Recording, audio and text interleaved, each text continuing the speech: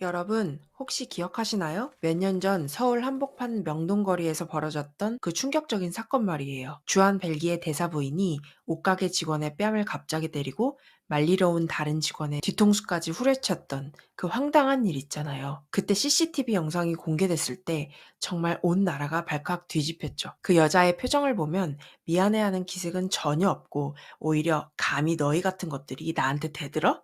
라는 식의 오만함만 가득했거든요. 많은 분들이 그냥 성격 나쁜 한 개인의 일탈 정도로 생각하셨을 거예요. 근데 제가 오늘 말씀드리고 싶은 건 이게 단순히 한 사람의 문제가 아니라는 겁니다. 이건 벨기에라는 나라가 수백 년 동안 약자들을 어떻게 대해왔는지를 그대로 보여주는 상징적인 사건이었어요.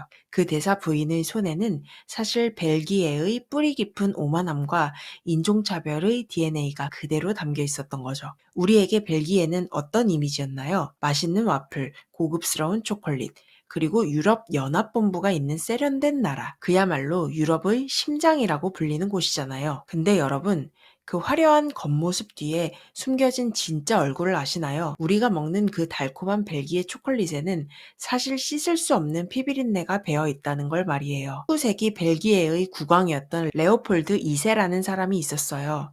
사진으로 보면 긴 수염을 기른 인자해 보이는 할아버지 같은데 실제로는 히틀러보다 더 잔혹한 학살자였습니다. 이 사람이 뭘 했냐면요. 아프리카의 콩고를 벨기에의 식민지도 아니고 자기 개인 소유로 만들어 버렸어요. 상상이 되세요? 한 나라 전체를 개인 사유지로 삼은 거예요. 그곳에서 레오폴드 2세는 고물을 캐내기 위해 현지 원주민들을 말 그대로 기계처럼 부렸습니다. 할당량이 있었는데 만약 원주민이 그 할당량을 채우지 못하면 어떻게 했을까요? 본보기로 손목을 잘라버렸어요.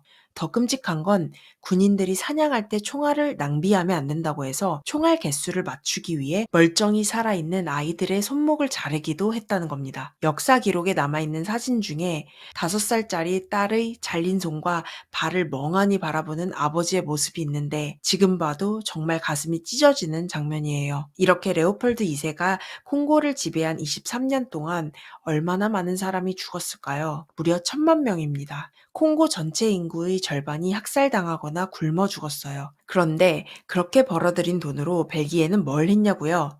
브뤼셀에 웅장한 개선문을 세우고 화려한 미술관들을 지었습니다. 지금도 벨기에 사람들이 자랑스럽게 여기는 그 건축물들은 사실 콩고인들의 피와 잘린 손목을 팔아서 세운 피해의 탑인 셈이죠. 더 놀라운 건 이들의 오만함이 21세기인 지금도 전혀 변하지 않았다는 겁니다. 14년에 벨기에의 유명 일간지가 뭘 했는지 아세요? 당시 미국 대통령이었던 오바마 부부를 원숭이로 합성한 사진을 신문에 대놓고 실었어요. 당연히 전 세계적으로 비난이 쏟아졌죠. 그런데 그들의 반응이 뭐였냐면 이건 그냥 풍자였다. 말도 안 되는 변명만 늘어놓은 겁니다. 미국 대통령한테도 이 정도인데 우리 같은 아시아인들은 얼마나 무시당했겠어요. 실제로 우리나라 사람들이 벨기에에서 겪은 일들을 보면 정말 기가 막힙니다. 연예인 박준영 씨가 벨기에 거리를 걷다가 대낮에 소매치기 협박을 당하면서 칭칭총이라는 인종차별 욕설을 들었어요. 우리나라 가수들이 거리에서 버스킹을 하는데 지나가던 현지인들이 눈을 찢는 비하 제스처를 하기도 했고요. 그들에게 동양인은 감동을 주는 예술가가 아니라 그냥 놀려먹기 좋은 만만한 존재였던 거죠. 근데 여러분, 인과응보라는 말이 정말 있나 봅니다. 남의 눈에 눈물을 내게 했던 벨기에가 이제는 스스로 피눈물을 흘리고 있거든요. 한때 유럽에서 가장 부유했던 이 나라가 지금은 어떻게 됐는지 아세요? 유럽의 병자라고 불리며 처참하게 몰락하고 있습니다. 가장 먼저 제조업이 무너지기 시작했어요. 독일의 자존심이라고 불리는 아우디가 최근에 브뤼셀 공장을 폐쇄하기로 결정했는데 이게 얼마나 큰 사건이냐면 폭스바겐 그룹 역사상 수십 년 만에 처음 있는 일이래요. 왜 하필 벨기에 공장을 닫았을까요? 비용이 너무 높아서 도저히 버틸 수가 없었던 겁니다. 벨기에는 물가가 오르면 자동으로 임금도 올려줘야 하는 법이 있는데 기업 입장에서는 재앙이나 다름없는 제도죠. 실제로 인건비가 독일이나 네덜란드보다 8.2%나 높고 전기요금은 1년 사이에 무려 7배나 뛰었대요. 이런 상황에서 누가 여기서 공장을 돌리고 싶겠어요? 아우디만 문제가 아닙니다.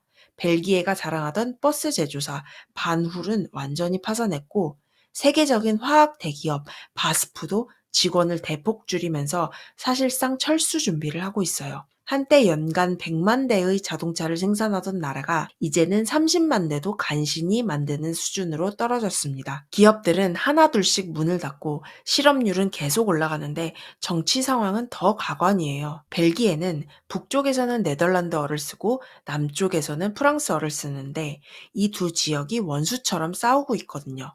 얼마나 심하냐면 무려 541일 동안 정부가 없었던 적도 있어요. 거의 1년 반 동안 나라를 이끌 선장이 없었던 거죠. 기네스북에 올랐다니까 더 말해 뭐예요. 이렇게 정치가 제대로 돌아가지 않으니까 나라 빚은 GDP의 105%를 넘어서 1000조 원에 달하고 유럽연합으로부터 공식 경고까지 받은 상태입니다. 사회가 이렇게 혼란스러우니 치안은 어떨까요? 벨기에의 수도 브뤼셀은 이제 유럽의 테러 수도라는 불명예스러운 별명을 얻었습니다. 2015년 파리 테러와 2016년 브뤼셀 공항 테러를 기억하시죠? 그 테러범들이 모두 브뤼셀의 몰렌베이크라는 동네 출신이었어요. 도널드 트럼프 전 대통령이 브뤼셀을 보고 대놓고 지옥 구덩이가 됐다고 비난했을 정도니까요. 또 다른 도시 안트베르펜은 어떤지 아세요? 예전에는 다이아몬드 세공으로 유명했던 아름다운 도시였는데 지금은 유럽의 코카인 자판기라고 불립니다. 남미에서 들어오는 마약의 절반 이상이 이 도시를 거쳐가고 대낮 길거리에서 갱단들이 수류탄을 던지고 총격전을 벌이는 게 일상이 됐어요. 총격전을 벌이는 게 일상이 됐어요.